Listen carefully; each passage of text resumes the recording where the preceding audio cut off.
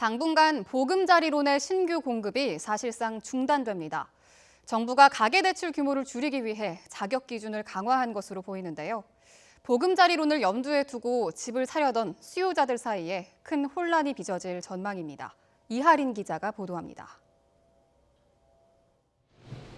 서민들의 내 집 마련을 돕기 위해 정부가 마련한 보금자리론.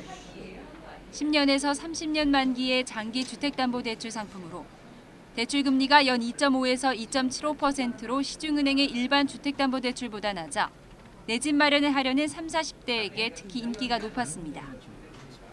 하지만 당분간 보금자리론의 신규 공급이 사실상 중단됩니다. 주택금융공사가 대출 자격 요건을 대폭 강화했기 때문입니다. 우선 담보가 되는 주택 가격이 9억 원 이하에서 3억 원 이하로 낮아집니다. 서울의 평균 아파트 분양가가 1제곱미터당 630만 원에 가깝다는 점을 고려할 때 수도권 일대에서 전용 면적 60제곱미터가 넘는 아파트를 구입하는 사람들은 대출 자격이 없는 겁니다. 대출 한도는 기존 5억 원에서 1억 원으로 하향 조정되고 기존에는 별도 제한이 없었던 소득 요건도 부부 합산 연 6천만 원 이하 가구로 한정됩니다. 또 기존 대출을 상환하기 위한 용도도 가능했지만 앞으로는 주택 구입 용도가 아니면 대출받을 수 없습니다. 이러한 보금자리론 자격 강화는 가계대출 총량 규제의 일환이라는 분석이 나옵니다.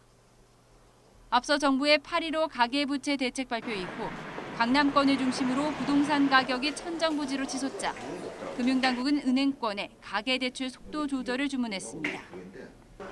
이에 따라 시중은행들은 일반 주택담보대출은 물론 중도금 대출과 신용대출에서도 심사잣대를 까다롭게 하거나 더 높은 가산금리를 적용하고 있습니다.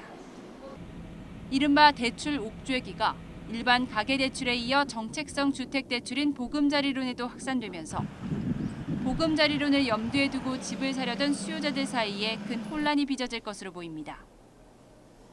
주택금융공사 측은 지난달까지 보금자리론 신청이 몰리면서 수요를 소화할 수 없을 지경에 이르렀다며 이번 조치는 연말까지 한시적으로 적용하다가 내년에는 공급을 정상화할 계획이라고 설명했습니다. YTN 이하린입니다.